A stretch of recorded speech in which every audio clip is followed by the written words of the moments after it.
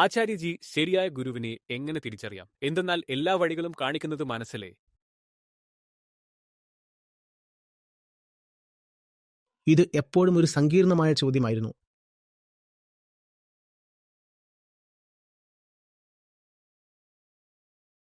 പ്രശ്നം ശരിയായ ഗുരുവിനെ എങ്ങനെ തിരിച്ചറിയാമെന്നതല്ല.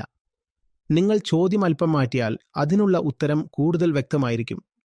ശരിയായ ഗുരു നിങ്ങളുടെ മുന്നിൽ വന്നാൽ നിങ്ങൾ മൗനമാകുന്നവനായി നാം എങ്ങനെ മാറാം എന്നതാണ് പ്രധാനമായത്. നിങ്ങൾ ചോദ്യം ചോദിച്ചിട്ടുണ്ട്. നിങ്ങൾ എന്താണ് ചോദിക്കുന്നതെന്ന് നോക്കൂ. നിങ്ങൾ ചോദിക്കുന്നത് നമ്മൾ എങ്ങനെയാണോ അങ്ങനെ തന്നെയാണ്. എങ്ങനെയായാലും നമ്മൾ ഇങ്ങനെയാണ്, ശരിയാണോ? നമ്മൾ ഇങ്ങനെയായിരിക്കുമ്പോൾ തന്നെ ശരിയായ ഗുരുവിനെ എങ്ങനെ തിരിച്ചറിയാം എന്ന് ഇപ്പോൾ ഒരു വഴി പറയൂ, ഒരു രീതി പറയൂ. നിങ്ങൾ എങ്ങനെയാണോ അതുപോലെ ജീവിച്ചുകൊണ്ട് ഇതുവരെ ഏതെങ്കിലും ഒരു ശരിയായ കാര്യത്തെ ശരിയായി തിരിച്ചറിഞ്ഞിട്ടുണ്ടോ? നിങ്ങൾക്ക് വേണ്ടി ശരിയായ വീട് കണ്ടെത്തിയിട്ടുണ്ടോ? ശരിയായ ജോലി കണ്ടെത്തിയിട്ടുണ്ടോ? ശരിയായ ചെരുപ്പുകൾ പോലും കണ്ടെത്തിയിട്ടുണ്ടോ? നിങ്ങൾ ശരിയായ ചെരുപ്പ് കണ്ടെത്തിയിരുന്നെങ്കിൽ പിന്നെന്തിനാണ് ഇങ്ങനെ സംഭവിക്കുന്നത്? നിങ്ങൾ ചെരുപ്പ് വാങ്ങി വരുമ്പോൾ നിങ്ങളുടെ അയൽക്കാരൻ പറയുന്നു, അയ്യോ, ഇതിലും നല്ല ചെരുപ്പ് ആ കടയിൽ കിട്ടും, അവിടെ 20% ഡിസ്കൗണ്ടുമുണ്ട്. ഉടൻ നിങ്ങൾ പറയുന്നു, അയ്യോ, ഒരു തെറ്റ് പറ്റിപ്പോയി. നിങ്ങൾക്ക് ഏതെങ്കിലും ഒരു ശരിയായ കാര്യം ലഭിച്ചാൽ അതിനുശേഷം ആര് എന്തു പറഞ്ഞാലും സംശയം വരുമോ? പക്ഷെ നമുക്ക് നമ്മുടെ ഓരോ കാര്യത്തിലും സംശയം വരുന്നുണ്ടല്ലോ. നിങ്ങൾ ജീവിതത്തിൽ ഏതൊരു തീരുമാനമെടുത്തിരുന്നാലും അത് നിങ്ങൾക്ക് വളരെ ശരിയാണെന്ന് തോന്നിയിരുന്നാലും ശരി, ഇപ്പോൾ ആരെങ്കിലും വന്നാൽ അവരുടെ വാക്കുകളിലൂടെ നിങ്ങളെ നിർബന്ധിക്കാൻ കഴിയും. നിങ്ങളുടെ ഉറച്ച തീരുമാനത്തെപ്പോലും കുറവുകളോടെ കാണാൻ അവരെ പ്രേരിപ്പിക്കാൻ കഴിയും. ഒരു പക്ഷേ കുറച്ചു നേരത്തേക്ക് മാത്രമാണെങ്കിലും നിങ്ങൾക്ക് സംശയവും അതോടൊപ്പം ഖേദവും വരും. അയ്യോ, ഞാൻ എന്താണ് ഇത് തിരഞ്ഞെടുത്തത്? എന്തിനാണ് ഇത് ചെയ്തത്? മറ്റെന്തെങ്കിലും ചെയ്തിരുന്നെങ്കിൽ നന്നായിരുന്നേനെ. അതുകൊണ്ട് നമ്മൾ എങ്ങനെയാണോ അങ്ങനെ ഇരിക്കുമ്പോൾ നമുക്ക് ഒന്നും ശരിയായി ചെയ്യാൻ പ്രയാസമാണ്. കാരണം നമ്മൾ തന്നെ ശരിയല്ല, ഒന്നും ശരിയാകാൻ കഴിയാത്തപ്പോൾ. ശരിയായ ഗുരു എവിടെ നിന്നാണ് കിട്ടുക? നമ്മൾ തെറ്റായ ഗുരുമാരെന്ന് പറയുന്നവർ അവർ നമ്മെ കണ്ടുപിടിച്ച് ഞങ്ങളെ തട്ടിപ്പെടുത്താൻ എന്തെങ്കിലും ഗൂഢാലോചന നടത്തിയതുകൊണ്ടല്ല അവർ നമ്മെ കണ്ടെത്തിയത്. അവർ അവരുടെ ഭാഗത്തു നിന്ന് ചില ശ്രമങ്ങൾ ചെയ്തിട്ടുണ്ടാവാം. പക്ഷേ അവർ നമ്മുടെ മേൽ പിടിയെടുത്തത് കാരണം നാം തന്നെ തെറ്റാണ്. നാം തെറ്റായവരായതിനാൽ തന്നെയാണ് നമ്മെ തെറ്റായ ഗുരു കണ്ടെത്തുന്നത്. നാം എങ്ങനെയാണോ അങ്ങനെ തന്നെയായ ഒരു ഗുരുവിനെ നമുക്ക് ലഭിക്കും. എന്റെ ഉത്തരം ഏത് ദിശയിലേക്കാണ് പോകുന്നതെന്ന് ശ്രദ്ധിക്കുന്നുണ്ടോ? നിങ്ങൾ ശരിയായ ഗുരുവിനെ എങ്ങനെ തിരിച്ചറിയാം എന്ന് ചോദിച്ചു. ഞാൻ പറയുന്നു, നമ്മൾ തെറ്റാണെങ്കിൽ നമുക്ക് തെറ്റായ ഗുരുക്കന്മാരെ കിട്ടും. എന്റെ അഭിപ്രായം വ്യക്തമാണെന്ന് ഞാൻ കരുതുന്നു. ശരിയായ ഗുരുവിനെ എപ്പോൾ കിട്ടും? നിങ്ങളിൽ ശരിയായ ദാഹമുണ്ടായാൽ ശരിയായ ഗുരുവിനെ ലഭിക്കും. ഏതു രൂപത്തിൽ ലഭിക്കും? എവിടെ ലഭിക്കും? അടുത്ത് ലഭിക്കുമോ? ദൂരെ ലഭിക്കുമോ? നമുക്കെന്തറിയാം? മനുഷ്യരൂപത്തിൽ ലഭിക്കുമോ? പുസ്തക രൂപത്തിൽ ലഭിക്കുമോ? മരത്തിന്റെ രൂപത്തിൽ ലഭിക്കുമോ? നദിയുടെ രൂപത്തിൽ ലഭിക്കുമോ? ജീവിതത്തിന്റെ രൂപത്തിൽ ലഭിക്കുമോ? ഓൺലൈനിൽ ലഭിക്കുമോ? ഓഫ്ലൈനിൽ ലഭിക്കുമോ? നമുക്കെന്തറിയാം? എങ്ങനെ വേണമെങ്കിലും ലഭിക്കാം. ഒരു പക്ഷേ തുടർച്ചയായി കിട്ടിക്കൊണ്ടിരിക്കാം. പക്ഷേ നമ്മൾ തെറ്റായതിനാൽ അതിനെ തിരിച്ചറിയാൻ കഴിയുന്നില്ല. നിങ്ങൾക്ക് 40 വയസ്സുണ്ടെങ്കിൽ ആ 40 വർഷം ജീവിതത്തിൽ അത് നിങ്ങളെ 4000 തവണ കണ്ടിട്ടുണ്ടാകാം, അനന്തമായ തവണ കണ്ടിട്ടുണ്ടാകാം. എല്ലായ്പ്പോഴും അത് നിങ്ങളുടെ കൂടെ ഉണ്ടാകാം. നിങ്ങൾ തന്നെ തെറ്റായിരിക്കുമ്പോൾ അതിനെ എങ്ങനെ സ്വീകരിക്കും?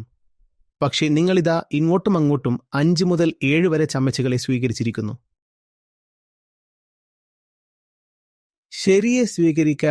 ആദ്യം ശരിയെ സ്വീകരിക്കാൻ യോഗ്യത വേണമല്ലേ? നീ തന്നെ ശരിയാവണം. അപ്പോൾ ശരിയായ ഗുരു ദൂരെയല്ല, കിട്ടും. നീ ശരിയാകണം എന്നതിൻ്റെ അർത്ഥം എന്താണെന്നറിയാമോ? അതിൻ്റെ അർത്ഥം നീ നിനക്ക് തെറ്റാണെന്ന് കാണാനാകണം എന്നതാണ്.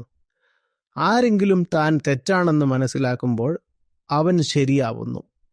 താൻ തെറ്റാണെന്ന് കാണുന്നവനാണ് ശരിയായ ഗുരുവിനെ കണ്ടെത്തുന്നത്. നമ്മൾ ശരിയാണെന്ന് തോന്നുന്നിടത്തോളം നാം വളരെ തെറ്റിലാണ്. നാം ശരിയാകുന്നത് നമ്മൾ തെറ്റാണെന്ന് കാണുന്ന ദിവസമാകും. ഈ വാക്ക് അഹങ്കാരത്തിന് വേദന നൽകും. എങ്ങനെ സമ്മതിക്കണം നമ്മൾ തെറ്റാണെന്ന്? വലിയ പരിശ്രമം ചെയ്തിട്ടുണ്ട്, നല്ല വിദ്യാഭ്യാസം നേടിയിട്ടുണ്ട്, 2-4 ഡിഗ്രികൾ കൂടി വാങ്ങിയിട്ടുണ്ട്, ഇതിലുമൊക്കെ പണം ചെലവാക്കിയിട്ടുണ്ട്, ബിസിനസ് വളർത്തിയിട്ടുണ്ട്. ഇന്ന് കോടികളുള്ള വ്യാപാരമാണ് നമ്മുടേത്. ഇങ്ങനെയെല്ലാം ഉള്ളപ്പോൾ നമ്മൾ എങ്ങനെ തെറ്റായിരിക്കും? സമൂഹത്തിൽ പേരുണ്ട്, ബഹുമാനമുണ്ട്, പിന്നെ എങ്ങനെ തെറ്റായിരിക്കും? ഇങ്ങനെയൊക്കെ പറഞ്ഞ് തള്ളിക്കളയരുത്. ആദ്യം സമ്മതിക്കണം, ഞാൻ തെറ്റാണ്. എന്തുകൊണ്ട് ഞങ്ങൾ തെറ്റാണ്? ഇന്ത്യയുടെ രാഷ്ട്രപതി ഒരിക്കൽ ബഹുമാനിച്ചു തന്നെ. ഞാൻ തെറ്റായിരുന്നെങ്കിൽ ആ ബഹുമാനം കിട്ടുമായിരുന്നോ? അതിനർത്ഥം എന്താണ്? വിശ്വസിക്കണ്ട, മായയാണതെല്ലാം. ആരുടെയും ഒന്നും നശിക്കുന്നില്ല, ഒരു കളിയാണത്. നീ വിശ്വസിച്ചാലും ഇല്ലെങ്കിലും പ്രശ്നമില്ല. പക്ഷേ സത്യം കണ്ടെത്താനുള്ള ആഗ്രഹമുണ്ടെങ്കിൽ ഒരേ കാര്യമാണ് പറയേണ്ടത്. സത്യം കിട്ടുന്നത് അഴിമതി ഉപേക്ഷിച്ചവർക്കാണ്. നമ്മൾ നുണയെ തള്ളിക്കളയാതെ തന്നെ സത്യം വേണമെന്ന് ആഗ്രഹിക്കുന്നു. വേറെ വഴിയിരുന്നെങ്കിൽ ഞാൻ നിങ്ങൾക്ക് പറയുമായിരുന്നു. നമ്മളൊരു എളുപ്പമുള്ള മധുരമുള്ള വഴി ആഗ്രഹിക്കുന്നു. പക്ഷേ അതങ്ങനെ ഉണ്ടാകില്ല, തള്ളിക്കളയേണ്ടി വരും. യഥാർത്ഥത്തിൽ നോക്കിക്കോളൂ. പക്ഷെ ത്യാഗം ചെയ്യരുത് എന്നു മാത്രം പറയുകയാണെങ്കിൽ നുണയെ കാണുന്നത് വളരെ എളുപ്പമാകും. എന്നാൽ നുണയാണെന്നറിഞ്ഞാൽ ത്യാഗം ചെയ്യണം എന്ന് പറയുമ്പോഴാണ് പ്രയാസമാകുന്നത്. അപ്പോൾ അയ്യോ, ഇതെന്ത് നിബന്ധന വെച്ച് എന്ന് പറഞ്ഞ് നമ്മൾ പൂർണ്ണമായും ബുദ്ധിമുട്ടിലാകും.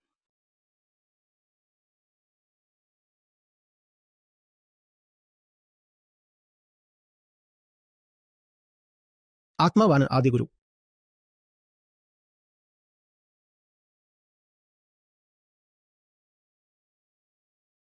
നിങ്ങളുടെ ഉള്ളിൽ തയ്യാറെടുപ്പുണ്ടെങ്കിൽ ആ നിരാകാരമായ ആത്മാവ് തന്നെ സാകാര രൂപത്തിൽ ഒരു ഗുരുവിനെ അവതരിപ്പിക്കും. ഡ്രാമാറ്റിക്കായി ഇമാജിനേഷൻ വെക്കേണ്ട. ഗുരു എന്നതൊക്കെ ഒരു പ്രത്യേക ടൈപ്പ് ആളാണ്, ഇങ്ങനെ നടക്കും, ഇങ്ങനെ വേഷമിടും എന്നൊക്കെ. എവിടെയാണ് ആ ഗുരുവിനെ കാണാനാവുക? എങ്ങോ ഗുഹയിൽ ഇരിക്കുകയാണോ? മരത്തിൽ കയറിയിരിക്കുകയാണോ? ആശ്രമത്തിലാണോ? എവിടെയാണ് ആ ഗുരു സമാധിയിൽ ഇരിക്കുന്നത്? ഒന്നുമില്ല.